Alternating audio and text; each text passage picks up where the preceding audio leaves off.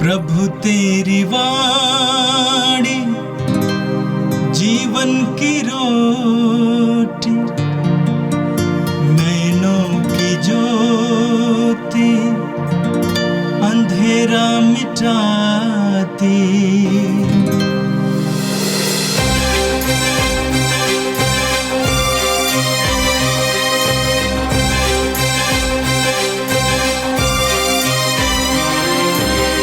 प्रभु तेरी वाणी जीवन की रोटी, नैनों की ज्योति अंधेरा मिटाती। प्रभु तेरी वाणी जीवन की रोटी, नैनों की ज्योति अंधेरा मिटाती। वाणी वाणी वाणी वाणी वाणी पवित्र है, शाश्वत है, जीवन का मन्ना है। 16 अक्टूबर बुधवार। पहला पाठ गलातियों के नाम संत पौलुस का पत्र, अध्याय 5, पद संख्याएं 18 से 25 तक। जो लोग यीशु मसीह के हैं, उन्होंने वासनाओं सहित अपने शरीर को क्रूस पर चढ़ा दिया है।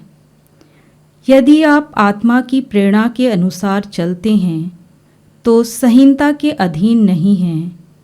शरीर के कुकर्म प्रत्यक्ष हैं, अर्थात व्यभिचार, अशुद्धता, लंपटता, मूर्ति पूजा, जादू टोना, बैर, फूट, ईर्ष्या, क्रोध, महत्वाकांक्षा, मनमुटाव, दलबंदी, द्वेष, मतवालापन, रंगरलियाँ और इस प्रकार की और बातें।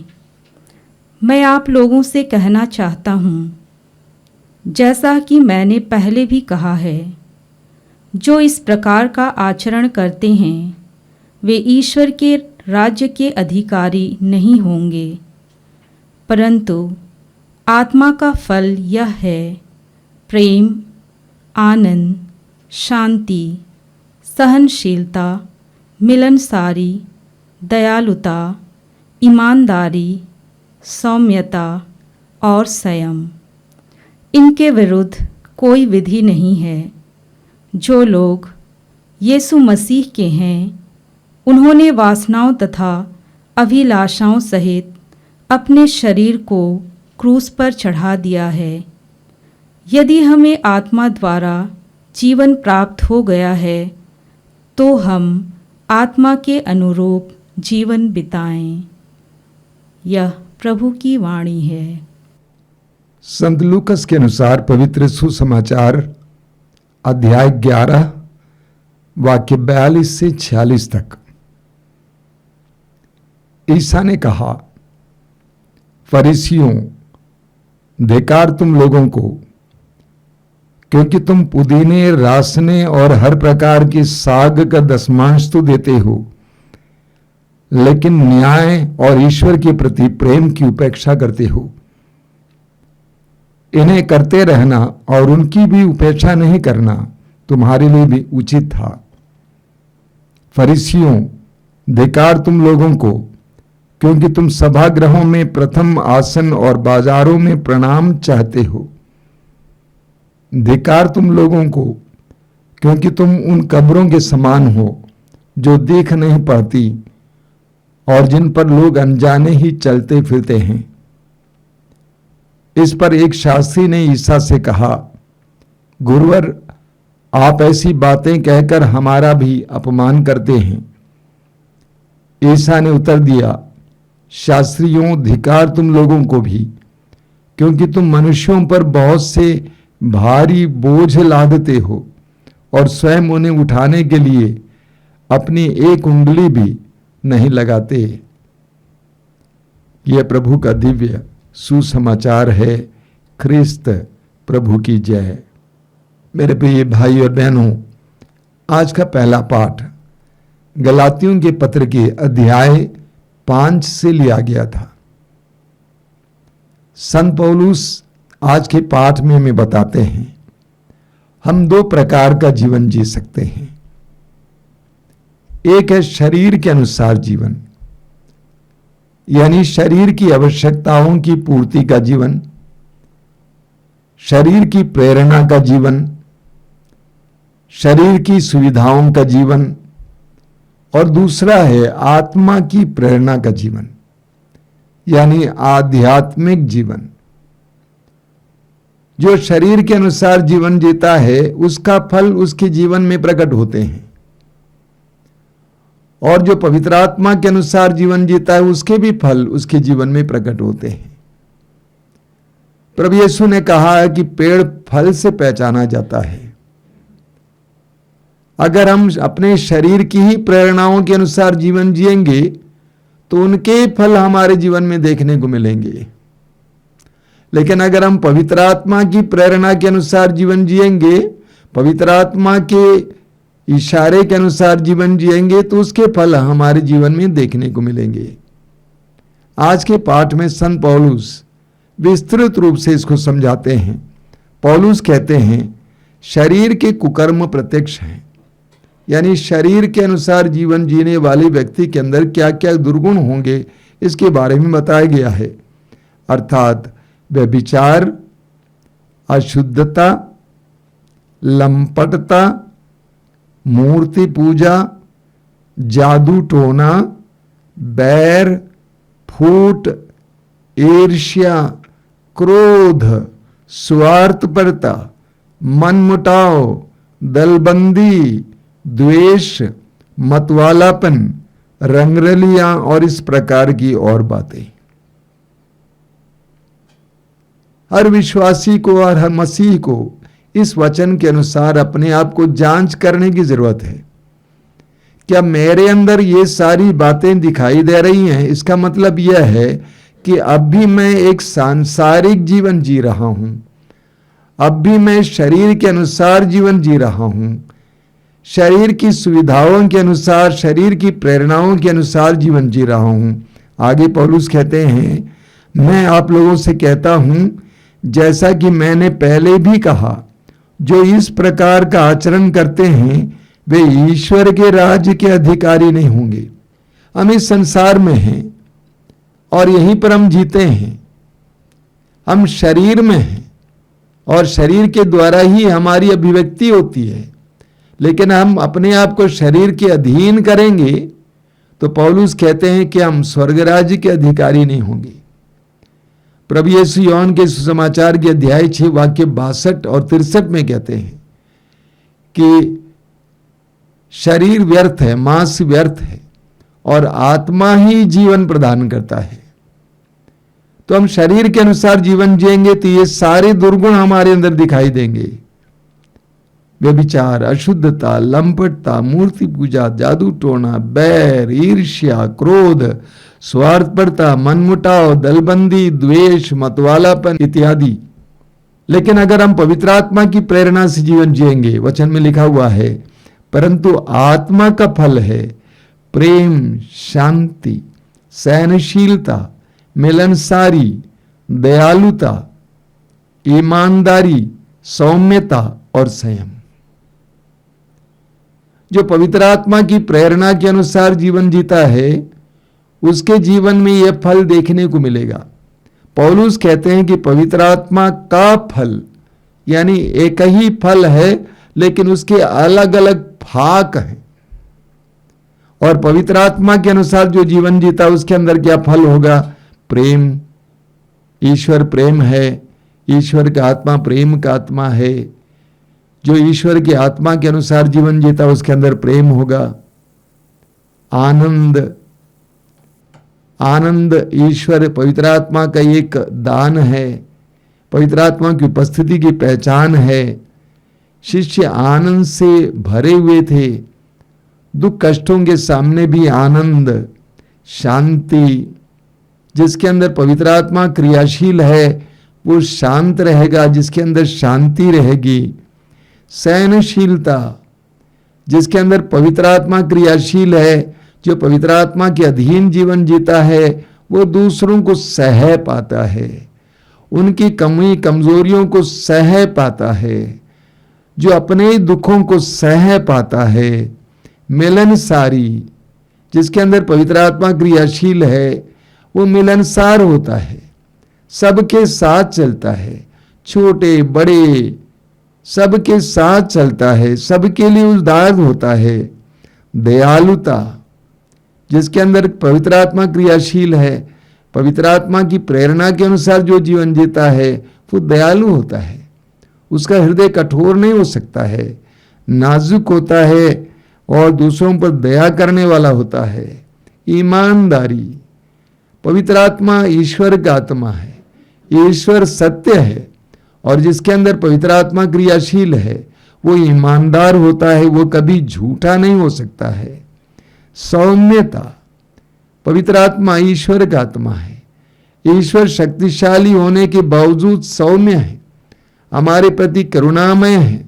यीशु सौम्य थे, विनीत थे, जिसको पवित्र आत्मा प्राप्त है वो सौम्य होता है। और अंत में संयम, अपने को और अपने इंद्रियों को और अपनी लैंगिकता को अपने वश में रखने की शक्ति पवित्र आत्मा प्रदान करता है। जिसके अंदर पवित्र आत्मा क्रियाशील है वो व्यक्ति संयमित जीवन जीता है, सब कुछ को नियंत्रण में लाता है। आगे संत पौलुस कहते हैं, जो लोग ईसा मसीह के हैं उन्होंने वासनाओं तथा कामनाओं सहित अपने शरीर को क्रूस पर चढ़ा दिया है।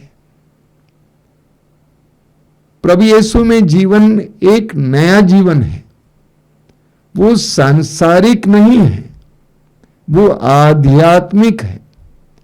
पौलुस कहते हैं, जिसने यीशु के साथ अपने आप को जोड़ा है, जो यीशु का शिष्य है, उसने वासनाओं और बुराइयों को यीशु के साथ क्रूस पर चढ़ाया है। यानी हम उससे छुटकारा पाए हुए हैं। आगे पौलुस कहते हैं, यदि हमें आत्मा द्वारा जीवन प्राप्त हो गया है तो हम आत्मा के अनुरूप जीवन बिताएं। प्रभु यीशु ने हमें पवित्र आत्मा प्रदान किया है। यीशु के द्वारा, या ऐसे भी कहें, यीशु के द्वारा पिता ने हमें पवित्र आत्मा दिया है। अगर हम पवित्र आत्मा के अधीन जीवन जिएंगे तो हम ईश्वर की दृष्टि में धार्मिक माने जाएंगे। पौलुस कहते हैं कि यदि आपको पवित्र आत्मा मिला है तो उसके अनुरूप जीवन जिए। यह सत्य है कि पवित्र आत्मा हमारे अंदर निवास करता है। पवित्र वचन में बताता है, कोरिन्थियों का पहला पत्र अध्याय 3 वाक्य 16, कोरिन्थियों का पहला पत्र अध्याय 6 वाक्य 19, पहला योहन अध्याय 4 वाक्य 4।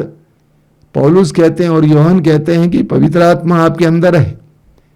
हमें अपने आप को पवित्र आत्मा के अधीन करना है। हमारे शरीर को जो विद्रोही है, जो आत्मा से विद्रोह करते रहता है, इसको हमें पवित्र आत्मा के अधीन करना है और पवित्र आत्मा के अनुरूप जीवन जीना है। तभी वास्तव में हम यीशु के शिष्य होंगे, तभी वास्तव में हम मसीही होंगे। और आज का सुसमाचार संत लूकस के सुसमाचार के अध्याय 11 से लिया गया था। आज के सुसमाचार में आपने सुना कि प्रभु यीशु फरीसियों और शास्त्रियों को फटकारते हैं। वे यहूदी धर्म के धर्मगुरु थे। यीशु उनको फटकारते हैं क्योंकि वे कपटपूर्ण जीवन जीते थे। सुसमाचारों में हम पढ़ते हैं कि हर प्रकार के लोग यीशु के पास आते थे और यीशु के हृदय में उनके प्रति करुणा थी, दया थी, उनके हृदय से प्रेम बहता था। लेकिन प्रभु यीशु के हृदय में फरीसियों और शास्त्रियों के प्रति बहुत क्रोध था। कारण यह है क्योंकि वे कपटपूर्ण जीवन जीते थे, पाखंड का जीवन जीते थे। वे बोलते कुछ और थे और कहते कुछ और थे। वे दिखावा का जीवन जीते थे। आज आपने सुना, प्रभु ने कहा, तुम पुदीने, रासने और हर प्रकार के साग का दशमांश तो देते हो, लेकिन न्याय और ईश्वर के प्रति प्रेम की उपेक्षा करते हो। तुम नियमों की पूर्ति करते हो, लेकिन तुम्हारे जीवन में न्याय नजर नहीं आता है। मनुष्यों के प्रति जो प्रेम और सम्मान होना चाहिए वो नजर नहीं आता है। मनुष्यों के प्रति जो करुणा और दया होनी चाहिए वो नजर नहीं आता है। पूरी बाइबल में हम पढ़ते हैं कि प्रभु ईश्वर दयालु और करुणामय ईश्वर है। नबी योना के ग्रंथ के अध्याय 4 वाक्य 2 में, नहम्याह के ग्रंथ के अध्याय 9 वाक्य 17 में, जोएल के ग्रंथ के अध्याय 2 वाक्य 13 में और स्तोत्र 103 वाक्य 7 में हम पढ़ते हैं कि ईश्वर करुणामय है, दया का सागर है। लेकिन प्रभु यीशु कहते हैं कि तुम्हारे मन में, तुम्हारे दिल में लोगों के प्रति करुणा, दया, न्याय नहीं है और ना ही तुम्हारे अंदर ईश्वर के प्रति प्रेम है। तुम नियमों की पूर्ति करते हो, लेकिन ये इसीलिए नहीं कि तुम्हारा ईश्वर के प्रति प्रेम है। इसीलिए प्रभु यीशु उनको फटकारते हैं। आगे प्रभु कहते हैं कि तुम सभागृहों में प्रथम आसन और बाजारों में प्रणाम चाहते हो।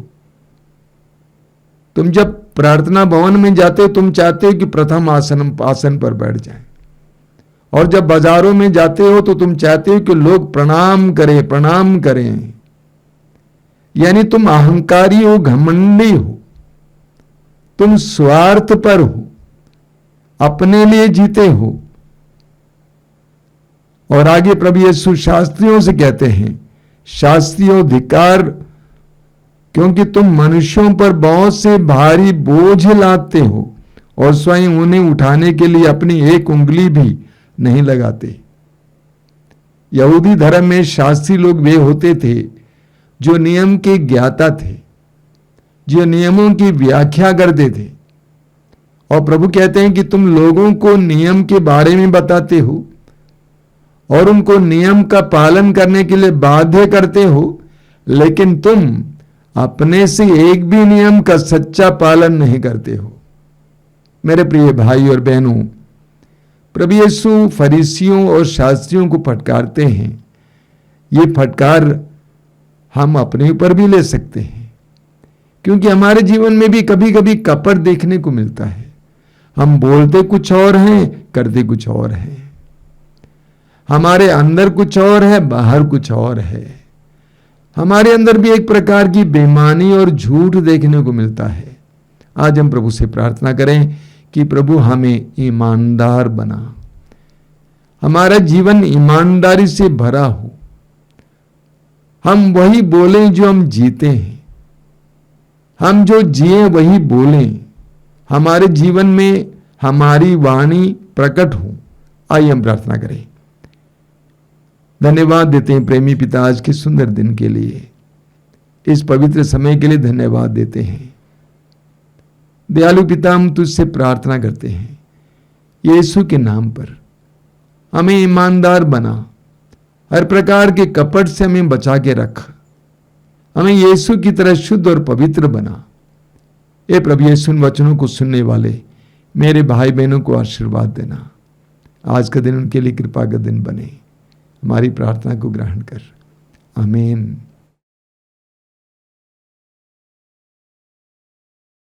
प्रभु तेरी वाणी जीवन की रोटी, नैनों की ज्योति अंधेरा मिटाती। वाणी वाणी वाणी वाणी